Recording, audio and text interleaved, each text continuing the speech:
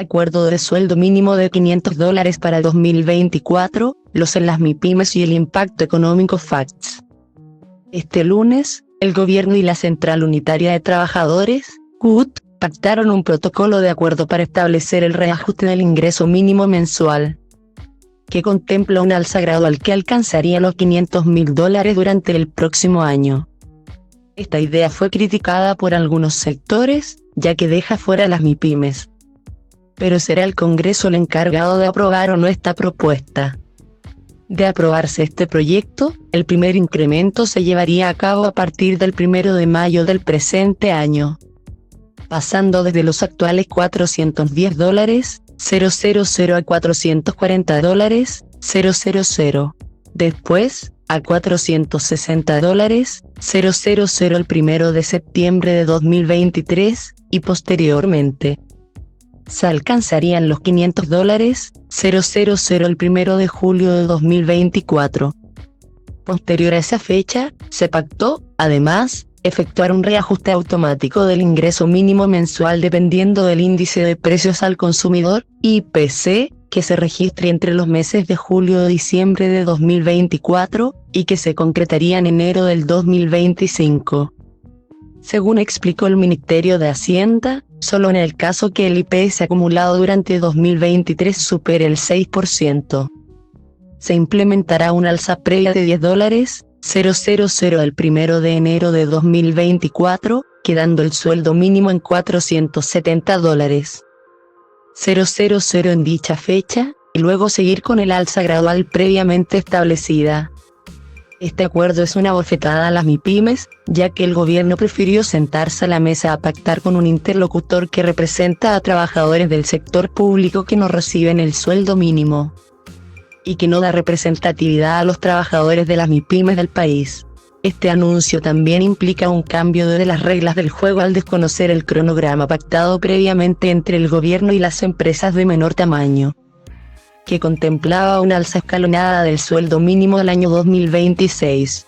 Lamentamos que ahora, por razones aparentemente políticas, ese proceso se vea alterado, expresa el presidente de la Multigremial Nacional de Emprendedores, Juan Pablo Esbet. Lo que conlleva esta medida. Jorge Berrios, docente de la Escuela de Posgrado FENU Chile, y director del Diplomado en Finanzas U. Negocio FEN, señala que esta iniciativa era esperada en términos económicos, dada la precariedad actual de los sueldos y por el alza significativa que tuvo la canasta básica de alimentos durante el año 2022, y que se mantiene para el 2023. El académico explica que, al considerar este ajuste por inflación, el concepto del salario mínimo y la pérdida del poder adquisitivo, el ingreso mínimo debería bordear los $446,000. En ese aspecto, el economista indica que se está llegando a lo que se ha denominado el salario ético sueldo justo, argumentando que muchas empresas ya suscribieron esta medida hace más de 3 años. Si uno analiza la mayoría de las empresas grandes y medianas, muchas pagan bastante más que el salario mínimo. Creo que sinceramente es una buena medida y que tiende a mejorar las condiciones de vida de las personas. Nadie puede estar en contra de una medida como esta, por el contrario, manifiesta Berrios.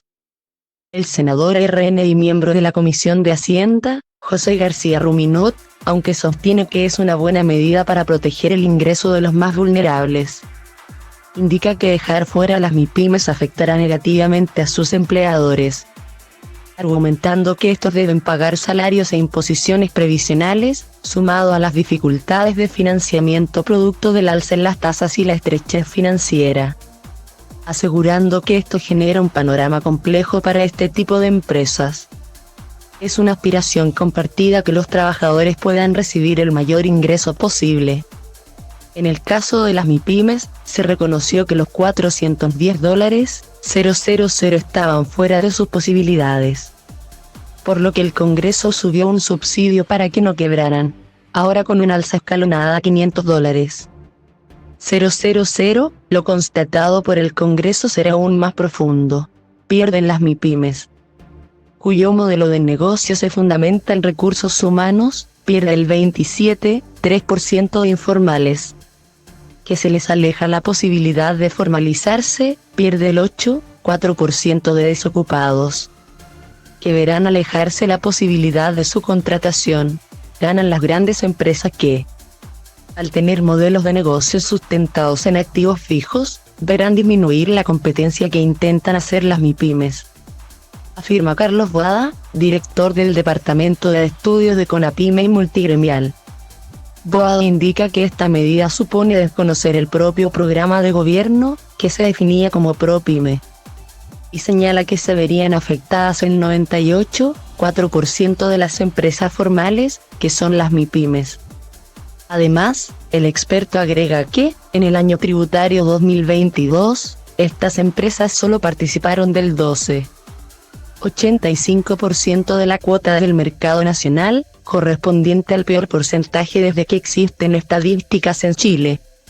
La economista de Libertad y Desarrollo, Ingrid Jones, asegura que este acuerdo, sumado a la reciente aprobación de la reducción de la jornada laboral y el posible incremento de cotizaciones de la reforma de pensiones, ponen gran presión en el mercado laboral que aún está deteriorado, con salarios reales que no crecen y donde el gobierno no pone el foco en la creación de empleos formales.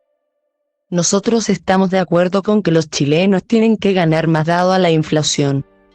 Pero vamos a solicitar al ministro de Hacienda que otorgue un subsidio permanente de $122.000 a todas las micro, pequeñas y medianas empresas que no pueden pagar un salario mínimo de $500.000.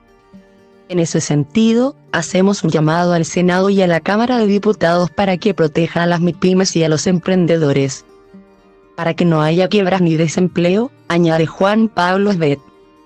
René Fernández, economista y académico de los SACH, manifiesta que, el haber dejado fuera del análisis a las MIPYMES y plantear algunos apoyos a ellas da cuenta de una clara muestra de sensibilidad hacia el mundo de la CUT y de los trabajadores. Pero se aleja cada vez más de los pequeños emprendedores. Anunciar medidas sin conversar con un sector es lo que menos se necesita en tiempos tan complejos como los actuales para la economía local.